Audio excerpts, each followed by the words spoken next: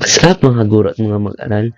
Umuli ang inyong online teacher, Sir Franco, para sa panibagong aralin sa PKLT. Narito na tayo ngayon sa Lesson 3.1. Ang ating paksa ay ang ambag at tunguhin ng kabataang mamamayan sa pagtatamo ng likas kayang pag-unlad. Ang araling ito ay tumatalakay sa mahalagang papel ng kabataan sa kaunlaran ng bansa.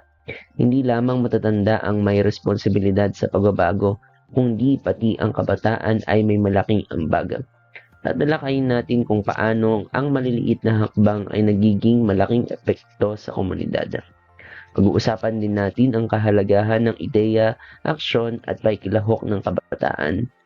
Layunin ng lesson na ito na mahikayat kayo na maging aktibong mamamayan. Sa huli, makabubuo kayo ng sariling proyekto at bukasiya para sa inyong komunidad. Sa araling ito, nais nating maunawaan ang papel ng kabataan bilang katuwang sa pambansang kaunlaran. Hindi lamang ito tungkol sa kaalaman, kundi sa aktwal na pagkilos. Matutukoy natin ang mga konkretong halimbawa ng kontribusyon ng kabataan sa komunidad. Mahalaga ring masuri kung paano nagiging susi ang ideya at aksyon sa likaskayang pag-unlad. Ang mga layuning ito ay magsisilbing gabay sa ating talakayan. Sa pagtatapos ng aralin, inaasahang mas magiging aktibo at mulat kayo bilang kabataang mamamayan. Magsagawa muna tayo ng paunang gawain. Anong una ninyong naiisip kapag naririnig ang salitang kabataan para sa kaunlaran? Bumuo ng simpleng poster na magpapaliwanag din kung paano nakatutulong ang kabataan sa bansa. Ngayon ay dumako na tayo sa ating aralin. Ano nga ba ang mga gampanin ng kabataan na dapat tandaan ninyo bilang mga mag-aaral? Ang kabataan ay may malaking papel sa pag-unlad ng bansa. Ang kabataan ay hindi lamang tagasunod kundi maaaring maging tagapangunan ng pagbabago. Hindi kailangang hintayin na maging adulto upang makatulong sa bayan. Sa murang edad pa lamang, maaari nang magpakita ng malasakit at responsibilidad. Ang lakas, talino at ideya ng kabataan ay mahalagang puhunan ng ating bansa. Kapag aktibo ang kabataan, mas nagiging matatag ang demokrasya. Kaya mahalagang kilalanin at paunlarin ang kanilang papel sa pambansang kaunlaran. Ang mga maliit na hakbang ay may malaking epekto. Madalas iniisip natin na kailangan ng malalaking proyekto para magkaroon ng pagbabago. Pero hindi ito totoo. Ang maliit na gawain tulad ng pagtulong sa kapitbahay o paglilinis ng paligid ay may malaking epekto. Ang mga simpleng hakbang na ito ay nagbubuo ng disiplina at malasakit. Kapag tuloy-tuloy itong ginagawa, nagiging bahagi na ito ng kultura ng komunidad. Dito makikita na ang tunay na pagbabago ay nagsisimula sa maliit. Ang mahalaga ay ang consistency at malasakit. Siyempre, mahalaga ang pagkukusa. Ang pagkukusa ay isang mahalagang katangian ng isang responsableng mamayan. Hindi kailangan maghintay ng utos bago kumilos. Kapag may nakita tayong problema sa komunidad, maaari tayong mag-isip ng solusyon at agad itong isagawa. Ang inisyatiba ay nagpapakita ng tunay na liderato. Ang kabataan na may pagkukusa ay nagiging inspirasyon sa iba. Sa ganitong paraan, ang komunidad ay nagiging mas aktibo at mas maunlad. Ang bawat ideya ay may halaga, gaano man ito kaliit sa tingin ng iba. Minsan, ang isang simpleng mungkahi ay nagiging simula ng isang makabuluhang proyekto. Ang kabataan ay may sariwa at malikhaing pananaw na mahalaga sa pagbabago. Mahalaga ang paglalakas loob na magpahayag ng saloobin at mungkahi. Kapag pinakinggan ng ideya ng kabataan, mas nagiging inklusibo ang lipunan. Sa ganitong paraan, mas nagiging makabuluhan ang pakikilahok ng kabataan. Ang aksyon ay mahalaga, hindi lamang ang pag-iisip.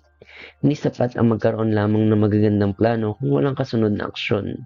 Ang ideya ay nagiging makabuluhan lamang kapag ito ay isinasagawa. Ang aksyon ang tulay mula sa pag-iisip tulad sa pagbabago. Kapag kumilos ang kabataan, mas nakikita ang kanilang tunay na kontribusyon. Ang proyekto ay nagiging buhay kapag ito ay aktwal na ginagawa. Kaya mahalaga ang tapang at sipag sa pagsasakatuparan ng mga ideya. Bilang kabataan, mahalaga ang paggalang sa ibang opinyon. Sa paggawa ng mga proyekto, hindi maiiwasan ang pagkakaiba-iba ng opinyon. Ang mahalaga ay marunong tayong makinig at gumalang sa pananaw ng iba. Ang pagkakaiba-iba ng ideya ay nagpapayaman sa solusyon at proyekto. Ang pakikinig ay isang mahalagang kasanayan ng isang mabuting leader. Kapag may respeto, mas nagiging maayos ang pagtutulungan. Sa ganitong paraan, mas nagiging epektibo ang pagbabago sa komunidad. Ang pagtulong sa kapwa ay isa sa pinakamahalagang pagpapahalagang Pilipino. Ang mga proyekto ng kabataan ay dapat hindi lamang para sa sarili, kundi para sa buong komunidad.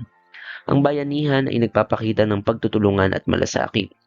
Kapag nagtutulungan ang mga mamayan, mas mabilis ang pag-unlad. Ang kabataan ay may malaking papel sa pagpanatili ng kulturang ito. Sa pagtulong sa bawat isa, nagiging mas matatag at nagkakaisa ang lipunan. Responsibilidad din ng kabataan ang ating kalikasan. Ang kalikasan ay pundasyon ng ating buhay at kabuhayan. Ang kabataan ay may mahalagang papel sa pangangalaga nito. Sa pamamagitan ng pagtatanim ng puno, pagre-recycle at wastong pagtatapon ng basura, nakakatulong tayo sa kalikasan. Ang mga gawaing ito ay tila maliit ngunit may pangmatanggalang epekto. Ang likas kayang pag-unlad ay nakasalalay sa maayos na pangalaga sa kapaligiran, kaya mahalaga na maging huwaran ang kabataan sa mga gawaing pangkalikasan. Pagiging inspirasyon sa ibang kabataan. Ang kabataan ay may kakayahang maging inspirasyon sa kapwa kabataan sa pamamagitan ng mabubuting halimbawa. Nahihikayat ang iba na gumawa rin ng kabutihan. Ang inspirasyon ay parang apoy na kumakalat at nagbibigay liwanag sa iba. Kapag may isang kabataang kumilos, may iba pang susunod. Sa ganitong paraan, mas maraming leader ang nahuhubog.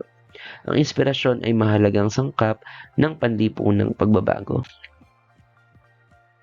Ano naman ang mga paraan upang magdala ng positibong pagbabago ang mga kabataan sa kanilang komunidad? Una sa mga paraan ay ang aktibong pagkamamayan o active citizenship. Ang aktibong pagkamamayan ay nangangahulugan ng kusang pakikilahok sa mga gawain ng komunidad. Hindi lamang ito tungkol sa karapatan kundi pati sa tungkulin. Ang kabataan ay inaasahang maging huwaran sa mabuting gawain. Sa pamamagitan ng aktibong partisipasyon, mas nagiging buhay ang demokrasya. Ang inisyatiba ng kabataan ay nagiging daan sa mas mabilis na solusyon. Sa ganitong paraan, nagiging tunay ang mamamayan ng kabataan. Pagnilayan ninyo, paano makakatulong ang aktibong paglahok ng kabataan sa mga civic duties at mga proyekto ng komunidad upang magdulot ng makatarungan at progresibong bansa? Youth leadership. Ang pamumuno ng kabataan ay mahalaga sa paghubog ng kinabukasan ng bansa. Hindi lamang ito tungkol sa pagiging pinuno, kundi sa pagiging responsable at makatarungan. Ang leadership skills ay maaaring linangin sa pamamagitan ng karanasan at pagsasanay. Ang kabataang leader ay nagbibigay direksyon sa pagbabago. Kapag may mabuting liderato, mas nagiging maayos ang mga proyekto. Sa ganitong paraan, mas nagiging handa ang kabataan sa mas malaking tungkulin sa hinaharap. Muli nating pagnilayan, ano ang mga leadership skills na dapat paunlarin ng mga kabataan upang mas maging aktibong leader sa mga proyekto ng komunidad at maging inspirasyon sa ibang kabataan? Cultural heritage o pamanang kultura. Ang kultura ay nagpapakilala kung sino tayo bilang isang bansa. Ang kabataan ay may tungkulin na pahalagahan at ipagpatuloy ang mga tradisyon at kaugalian. Sa pagpapanatili ng kultura, napapanatili rin ang ating pagkakakilanlan. Maaari ring gamitin ang kultura bilang daan sa pagpapaunlad ng komunidad. Halimbawa, ang sining at tradisyon ay maaaring maging bahagi ng turismo at kabuhayan. Sa ganitong paraan, nagiging bahagi ng kaunlaran ang kultura. Inyong pagnilayan. Paano na ang pagpapahalaga sa ating mga tradisyon at kultura ay nagiging bahagi ng pagpapalaganap ng kabihasaan at pagpapabuti ng ating komunidad? Environmental projects. Ang mga proyektong pangkalikasan ay mahalagang bahagi ng likas kayang pag-unlad. Ang kabataan ay maaaring manguna sa climate action at waste management. Sa pamamagitan ng edukasyong pangkalikasan, mas nagiging mulat ang komunidad sa pangalaga ng kapaligiran. Ang mga proyektong ito ay hindi lamang para sa kasalukuyan kundi para sa susunod na henerasyon. Ang kalikasan ay yaman na dapat pangalagaan, kaya mahalaga ang aktibong papel ng kabataan sa mga proyektong ito. Pagnilayan muli, ano ang papel ng kabataan sa mga proyektong pangkalikasan tulad ng climate change at waste management? Paano natin magagamit ang mga proyektong ito upang magdulot ng positibong pagbabago sa ating komunidad at bansa? Social impact o epekto sa lipunan. Ang social impact ay tumutukoy sa positibong pagbabago na dulot ng mga proyekto sa lipunan. Maaari itong makita sa larangan ng edukasyon, kalusugan at kabuhayan. Mahalaga ang pagsusukat ng epekto upang malaman kung epektibo ba ang proyekto. Sa ganitong paraan, maaaring pagbutihin ang mga susunod na gawain. Ang tunay na layunin ng proyekto ay ang pagpapabuti ng kalidad ng buhay ng mga mamamayan. Ang kabataan ay may malaking papel sa paglikha ng ganitong epekto. Ngayon, paano natin susukatin ang social impact ng mga proyekto ng kabataan? Ano ang mga positibong pagbabago ang inaasahan natin mula sa kanilang partisipasyon sa mga proyekto ng komunidad? Youth empowerment o pagpapalakas ng kabataan. Ang youth empowerment ay tungkol sa pagbibigay ng kakayahan at tiwala sa kabataan. Kapag pinapalakas ang kabataan, nagiging handa silang humarap sa mga hamon ng lipunan. Ang empowered youth ay nagiging ahente ng pagbabago. Sila ay may kakayahang mag-isip, magplano at kumilos. Sa mga ganitong paraan, nahuhubog ang mga makatarungan at aktibong leader. Ang pagpapalakas ng kabataan ay mahalagang hakbang sa pambansang kaunlaran. Ngayon, inyong paglinayan. Ipaliwanag kung bakit sinasabing ang pagbibigay ng kapangyarihan ng kabataan ay nagbibigay daan para sa kanila upang maging makatarungan at aktibong leader sa pagpapalaganap ng pagbabago sa kanilang komunidad at bansa. Digital advocacy.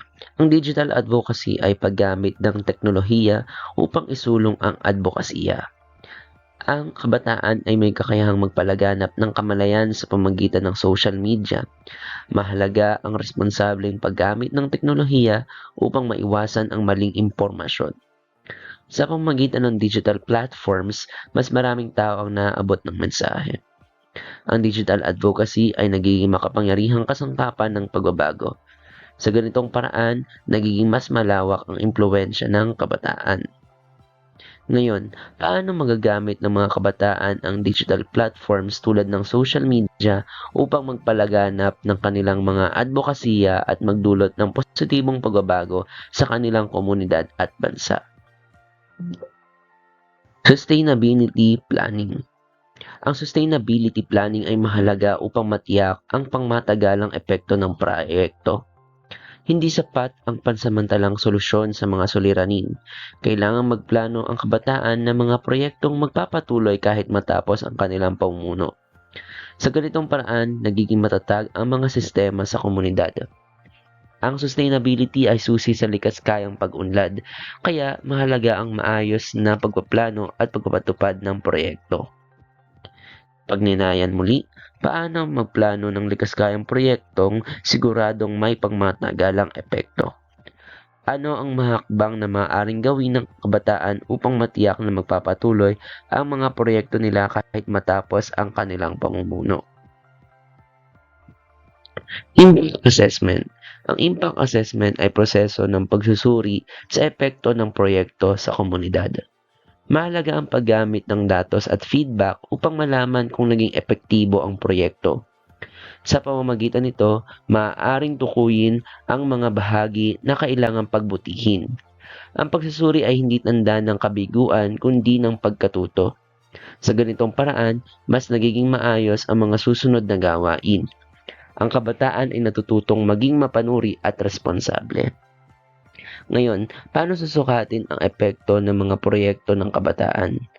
Anong mga kagamitan o pamamaraan ang maaaring gamitin upang masuri ang epekto ng proyekto sa komunidad? Peer review. Ang peer review ay mahalagang bahagi ng pagpapabuti ng proyekto. Sa pamamagitan ng pagbibigay at pagtanggap ng puna, mas nagiging malinaw ang mga kahinaan at kalakasan ng proyekto. Ang puna mula sa kapwa ay nakatutulong para sa pagkatuto. Hindi ito dapat tingnan bilang kritisismo kundi bilang pagkakataon upang umunlad. Sa ganitong paraan, mas naging epektibo ang proyekto. Ang peer review ay nagpapalakas ng pagtutulungan at paggalang. Ngayon, paano nakatutulong ang pagsusuri ng kapwa sa pagbubuti ng proyekto ng kabataan? Ano ang mga benepisyo ng pagbibigay ng puna upang maging matagumpay ang mga proyekto? Dumako na tayo sa mga gawain at pagtataya. Gawain 1, Community Action Mapping. Bubuo ng grupo at tukuyin ang isang issue sa inyong komunidad. Magmungkahi ng simpleng proyekto na maaaring gawin at ipresenta itong sa inyong klase. Gawain 2, Youth Advocate Roleplay. Gaganap ang mga mag-aaral bilang kabataang leader. Ipagtatanggol nila ang isang advokasya, maaaring sa kalikasan, edukasyon, kalusugan, at iba pa. At sa pagtataya naman, number 1, ano ang papel ng kabataan sa pambansang kaunlaran? C. Tagapanguna ng pagbabago. 2. Bakit mahalaga ang maliit na hakbang? C. Dahil nagiging simula ng malaking pagbabago. 3. Ano ang ibig sabihin ng youth empowerment? B. Pagbibigay kapangyarihan sa kabataan. 4. Alin ang halimbawa ng digital advocacy? C. Pagbabahagi ng advokasya sa social media. 5. Ano ang layunin ng sustainability planning? C. Pangmatagalang epekto ng proyekto. 6. Ano ang ibig sabihin ng likaskayang pag-unlad? C. Pag-unlad na tumutugon sa pangailangan ngayon nang hindi sinisira ang kinabukasan. 7. Alin sa mga sumusunod ang halimbawa ng maliit na hakbang na may malaking epekto? B. Pagtatanim ng puno sa komunidad. 8. Bakit mahalaga ang sustainability planning? C. Para masigurong magpapatuloy at may pangmatagalang epekto ang proyekto. 9. Ano ang layunin ng impact assessment? C. Suriin ang epekto at bisa ng proyekto sa komunidad. 10. Ano ang pinakamainam na katangian ng kabataang mamamayan? C. Aktibo, responsable at may malasakit sa kapwa at kalikasan. Para naman sa performance task, kabataang kumikilos para sa kinabukasan. Bumuo ng simpleng proyekto na makatutulong sa inyong paaralan o komunidad na may kaugnayan sa kalikasan, kalusugan, edukasyon, o bayanihan o social services. Narito ang mga pwedeng pagpilian na output. Maaaring gumawa ng poster plus project plan, maaaring gumawa ng slide presentation, short video proposal, o kaya naman ay written proposal. Ang output ay dapat maglaman ng mga sumusunod: pamagat, suliranin, layunin, target na benepisyaryo, mahakbang, inaasahang epekto, at paano ito maipapanatili o ang sustainability plan. Narito ang criteria na magiging basihan ng pagmamarka sa inyong output. Para naman sa reflection activity, bilang kabataan, paano mo maisasabuhay ang iyong papel sa pagtatamo ng likaskayang pag-unlad sa iyong komunidad? Ano ang isang konkretong hakbang na maaari mong simulan ngayon? Sa kabuuan, ang kabataan ay isang mahalagang puwersa ng pagbabago sa lipunan. Ang ideya ay nagiging makabuluhan lamang kapag sinasabayan ng aksyon. Ang bawat kabataan ay may kakayahang maging leader at inspirasyon sa iba. Ang maliit na hakbang ay maaaring magbunga ng malaking pagbabago. Sa pamamagitan ng aktibong pakikilahok, nagiging buhay ang demokrasya at kaunlaran. Naway magsilbing hamon ito upang mas maging aktibo kayo bilang kabataang mamamayan. Diyan nagtatapos ang ating aralin. Maraming salamat sa bumuo sa pagsulat ng Banghay Aralin kung saan ibinasa ang ilang bahagi ng discussion video na ito. Muli, ako yung online teacher, Sir Franco. Maraming salamat sa inyong panonood.